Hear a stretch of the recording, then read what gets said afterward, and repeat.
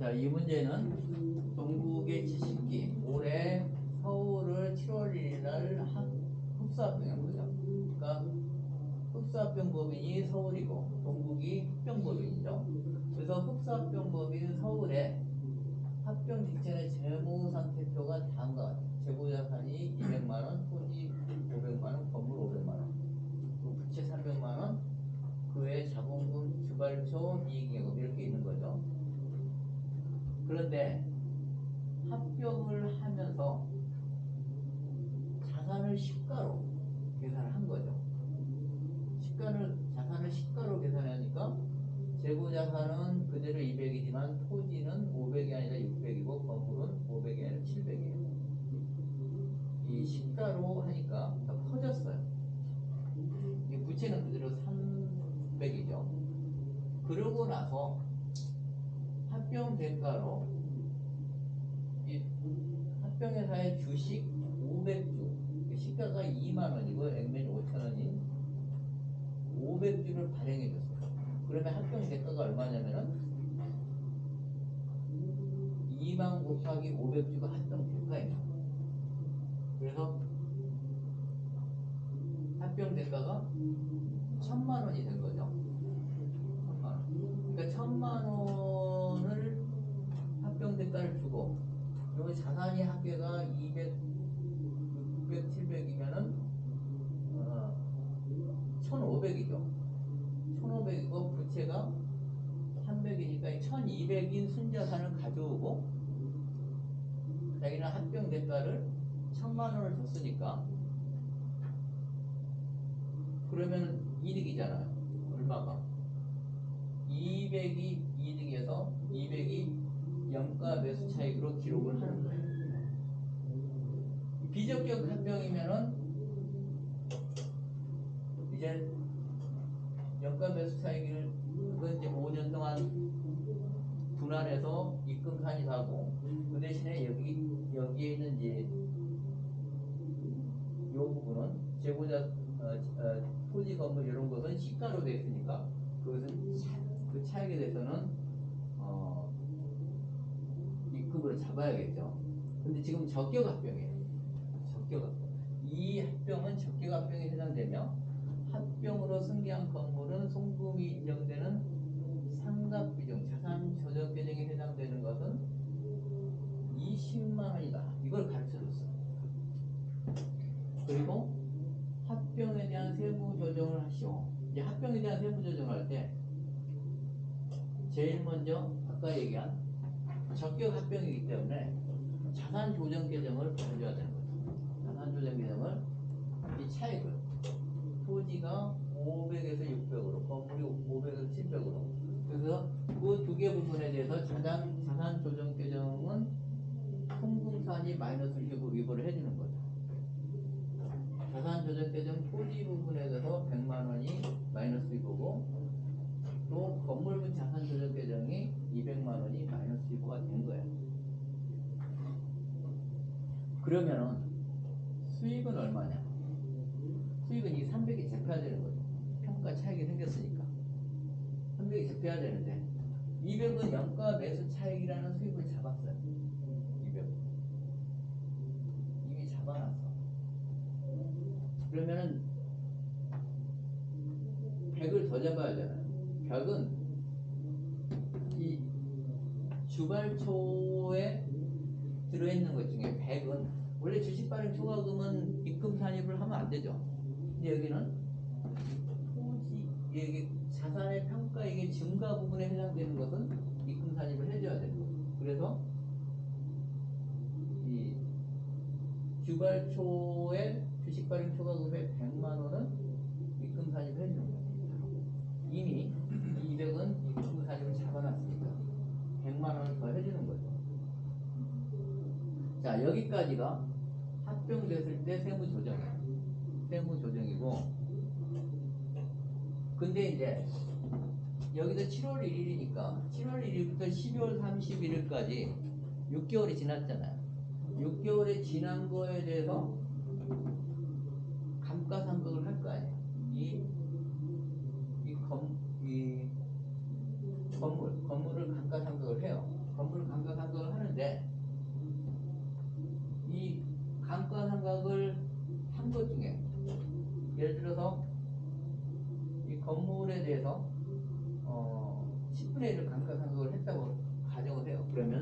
700만 원에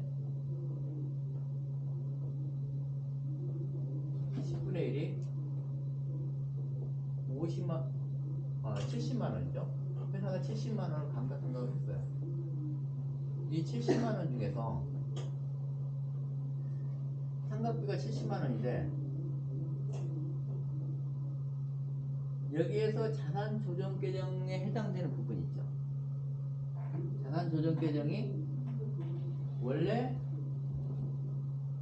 70만 원의 취득으로 되어 있지만은 700만 원 취득으로 되어 있지만은 200만 원은 자산 조정 계정으로 갔기 때문에 700만 원분의 200만 원만큼은 해당되는 20만 원이죠. 이 20만 원을 아까는 여기서는 자산 조정 계정에 송금을 산입을 해줬지만 이 200만 원의 마이너스 유보가 조금씩 헐어지는 거예요. 네. 감가상각을 하면서 헐어져 나가요. 근데 여기서 천년도부터 여기에 해당되는 부분 20만 원은 반대로 입금 산입해서 자산 조정 계정을 유보를 시켜주는 거죠. 그래서 올해가 끝났을 때 자산 조정 계정 건물 부분은 200만 원이 아니라 180만 원이 잔액으로 남아 있는 거죠. 그죠? 자, 여기까지는 이해하겠죠? 아까 나온 거하고 중복이 되니까 이해가 돼요. 다음에 이제 이게 합병에 관련한 세 문제였고, 다음 기회 11개 주식회사 서울로부터 승계받은 사업을 폐기하는 경우, 그러니까 이제 폐기하면 안 되죠. 폐기하면은 이 사업을 폐기하거나 뭐 종업원 수를 20%가 넘게 해고하거나 뭐 아니면은 이 피합병회사 주주가 지분을 처분하거나 그러면은 적경합병이 회소가 되는 사유가 발생하는 거죠. 그러면은 사후관리가 들어가야 된다는 거죠. 사후관리가 사후관리 첫 번째가 뭐냐면은 기존에 있는 자산조정 계정의 마이너스 유보를 다 없애주는 거죠. 첫 번째 사후관리가. 그래서 자산조정 계정이 아까 건물분 180이 남았다고 그랬죠. 토지분 100에서 280을 다 없애주는 거예요. 그러니까 지워주는 입금산입 자산조정 계정 280 유보를 하고 먼저. 그 다음에 뭐가 있어야 되냐면은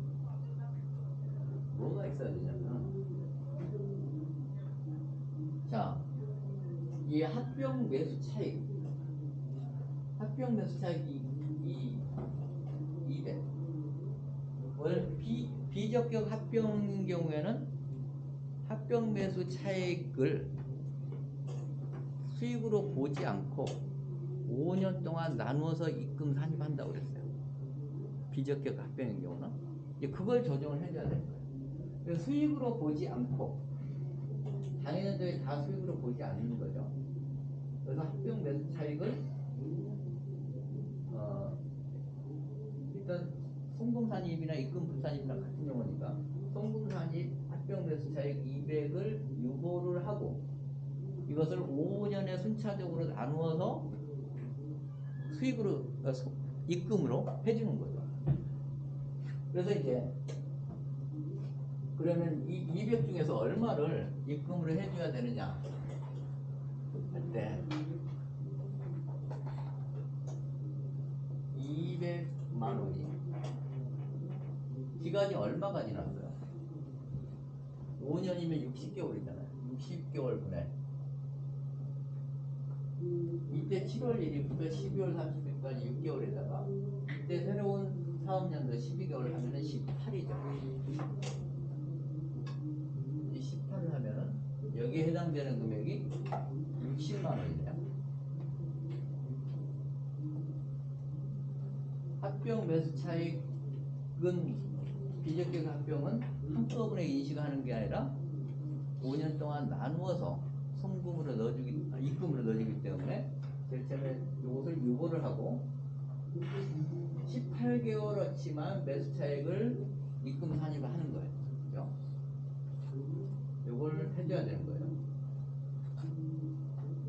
다시 한번 말하면 이 합병 차익이라는 것은 합병 매수 차익이라는 것은 순기한 순자산의 시가에서 합병 대가로 준 금액이 합병 매수 차익이에요. 그러니까 합병 대가를 준 금액은 요거죠. 500주 곱하기 200만 원. 이것이 합병 대가를 준 금액이고, 그리고 순자산의 시가. 순자산의 시가는 요 세 개를 더한 거에서 부채를 뺀 거죠. 이것이 200만 원이죠. 1200이니까 1200에서 1000만 원을 빼면은 합병 매수 차익이 200만 원인 거죠, 이게.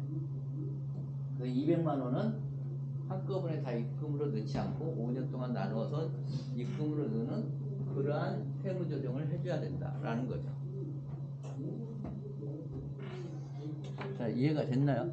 이렇게 적격합병에다가 이렇게 혜택을 주는 이유는 아까도 얘기했지만은 이 합병으로 인해서 세금 부담으로 인해서 합병이 잘 이루어지지 않는 것을 방지하기 위해서 적격합병의 혜택을 주는 거예요. 지금 여기는 나와 있지 않지만은 또 다른 혜택이 두 가지가 있어요. 피합병회사의 매수 차익을 안 보는 혜택이 있고, 또 피합병회사 주주가 얻는 그 의제 배당을 보지 않는 혜택, 그것까지 있는 건데, 비적격으로 바뀐다. 그건 다시 다 비적격으로 그것도 환원이 돼야 되는 거예요, 전부 다. 그래서 적격합병은 여러 가지 혜택을 주고 있다.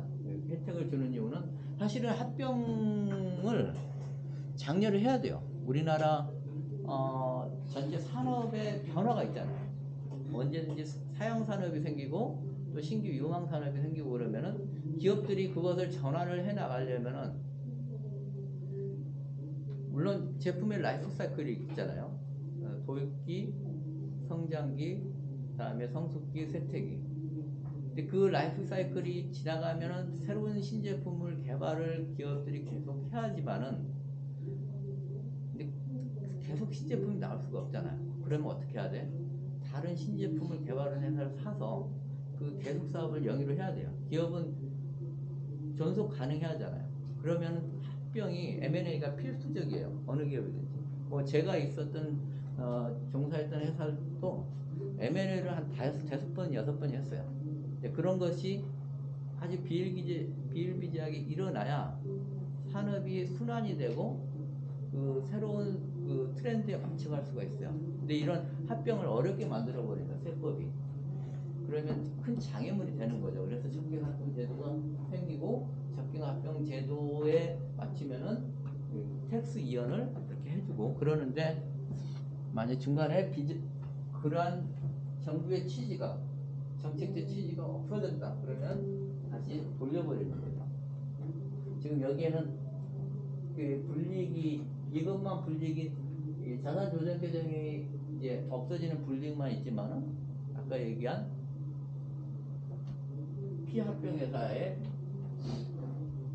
대한 그 양도 차익, 또 피합병회사 주주들이 내는 의제 배당, 그것까지 다시 다 환원이 돼요. 그러면